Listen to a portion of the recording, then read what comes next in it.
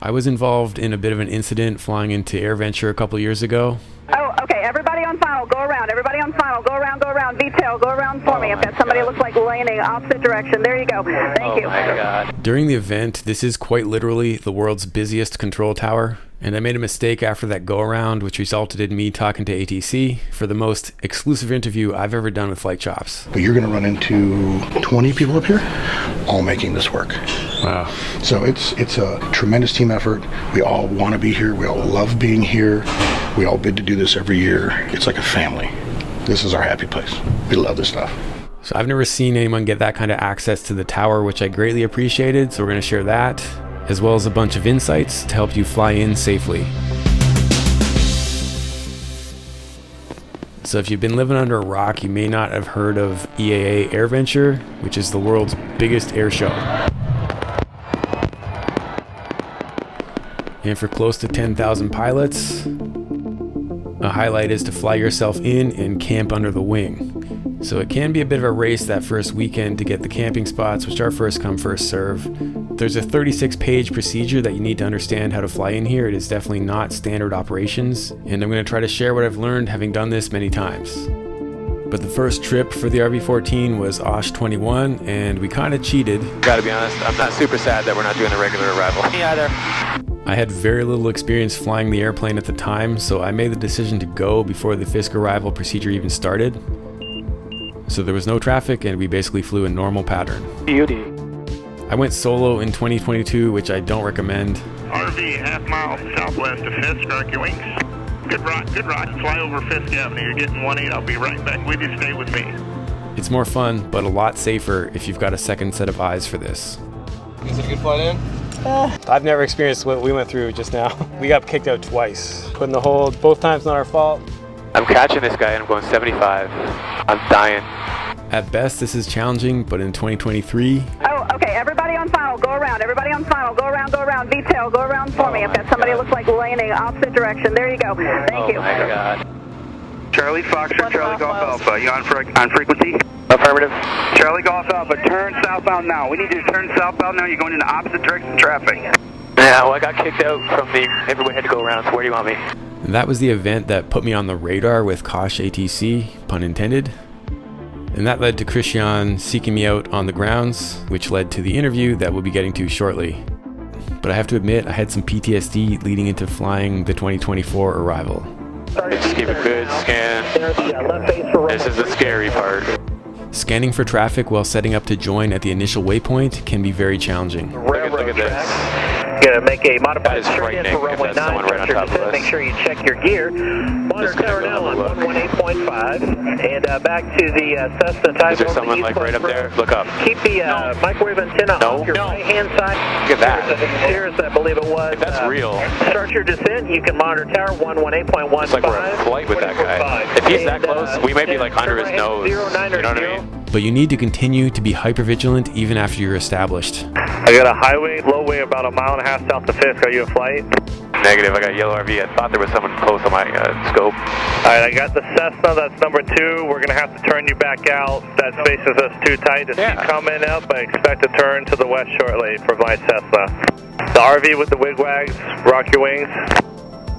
Good rock, RV. So this episode will share my top tips for pilots to have a safe and enjoyable flight to the world's biggest air show.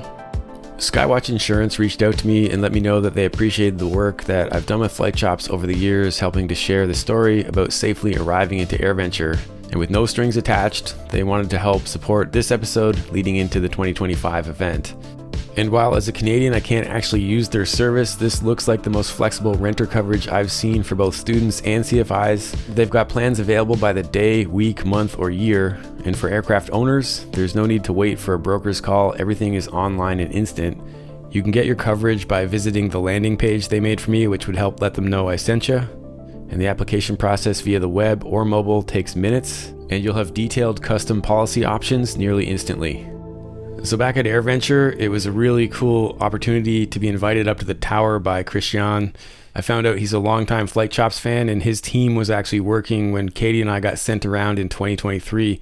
So he really wanted to help share some context and give us some insights about how things work. From this position, we're going to be working on a 9 and 27. We're going to be watching out here for all of the traffic. There's going to be 4 people helping us do that. 3 spotters and the communicator. The communicator is going to be mimicking what the spotters tell us.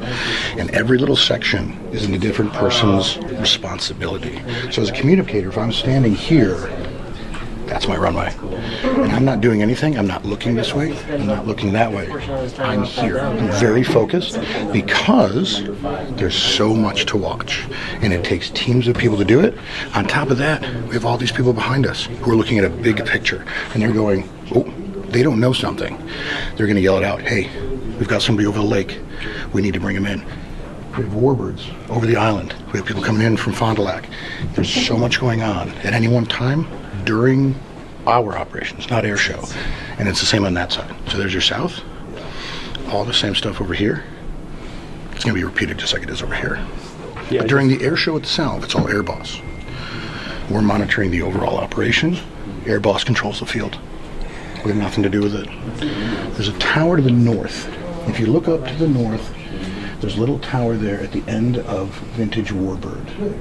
That's the North Tower. They control that runway when the air show is going on, and the Air Boss allows the runway to be in use. So if the fighters are up, they need all the sky, runway's closed. If you've got somebody, as an example, Mike Goulian flying, he can have a smaller show box. They can use that runway to recover and depart aircraft. And that's Oshkosh. Got all the famous dots, reference on our windows, all the way around. And on top of that, for this runway here, we're running in IFR arrivals as well. So it's a lot of stuff when you're putting up here. So now it's nice and calm. Sit here, watch the air show go by until 6:30 and just enjoy it.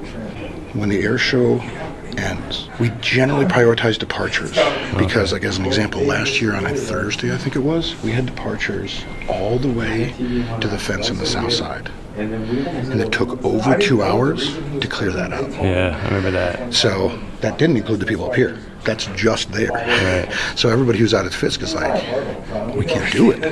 We don't have the physical room. We need to get people out. Plus we had weather to deal with. So it's like, okay, let's get people out because they're leaving for thunderstorms and stuff like that. Yeah. So every day is a little bit different. We have to be very dynamic in what we do and how we do it. There's a program for everything. Yeah. So hey, today we have a lot of departures. This is how we're going to run this after the air show. This is what to look for.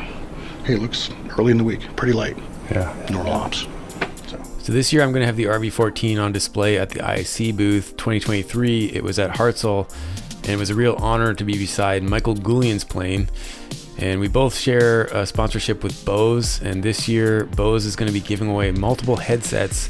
One of the ways you can win them is to be a part of the Michael Goulian flight sim experience all week long. Both Mike and I will also be on a panel discussing safe content creation within aviation, and I'm proud to be giving away a flight at AirVenture to one of you guys with the Titan aerobatic team. If you've been following the channel for very long, you'll know that the airplane that I'm most proud to have been checked out to solo is the Harvard Mark IV that we've got at the Canadian Aviation Museum. And my first opportunity to fly one of these airframes came from Bose way back in 2015. Thank you for being a part of Flight Shops for that long, and it's pretty cool that one of you guys is going to get to fly one of these exact same T6s.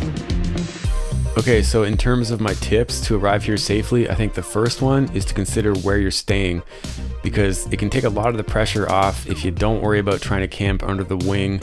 Now, while I don't recommend trying to find a hotel or something off the grounds, that can be a little bit more of a pain in terms of getting onto the field, I do highly recommend camping at shoulder, and you can usually find space.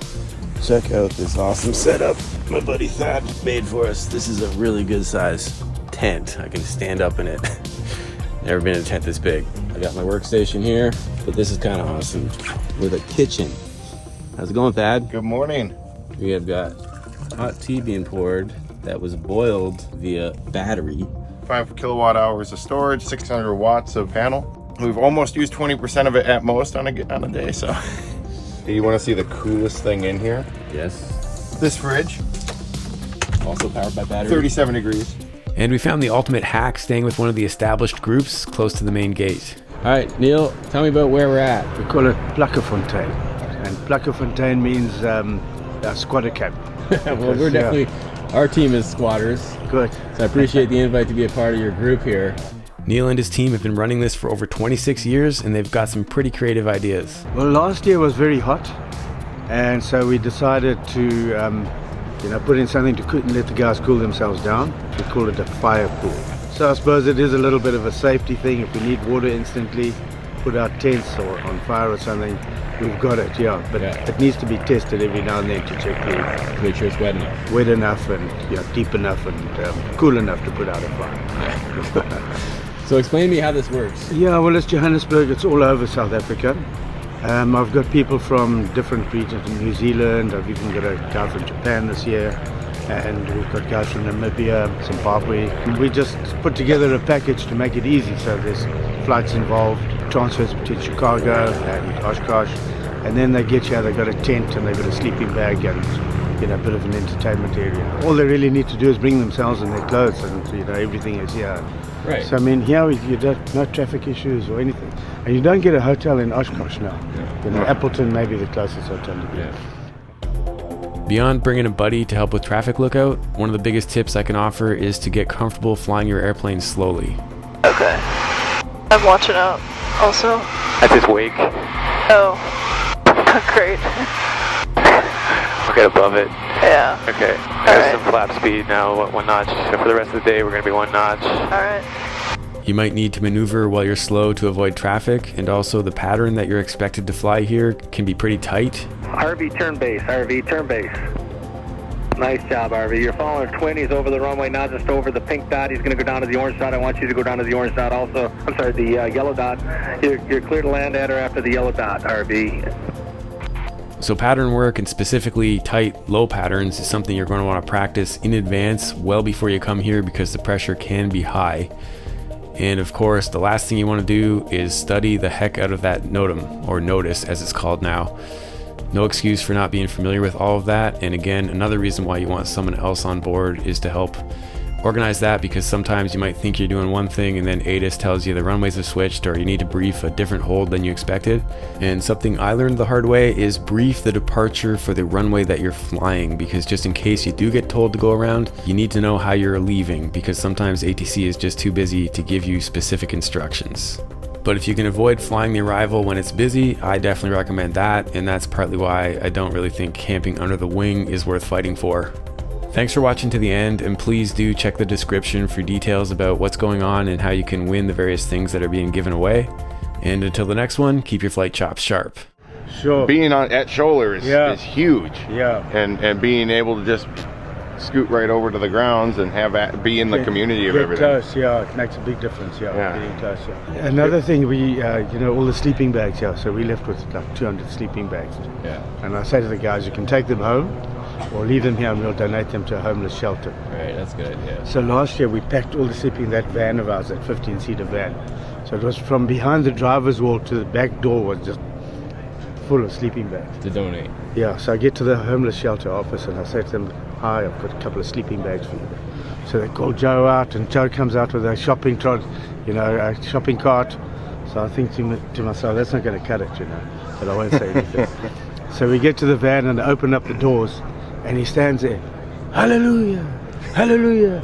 We've been praying for sleeping bags all month, and look what a Monday morning brings us. So they were so chuffed, just to get that reaction was worth every cent of giving that to them. Amazing. Yeah, and it does EAA good as well, that because it got on TV and everything, and they all say, EAA is donating all this stuff, and EAA want to be kind of part of the community. Yeah.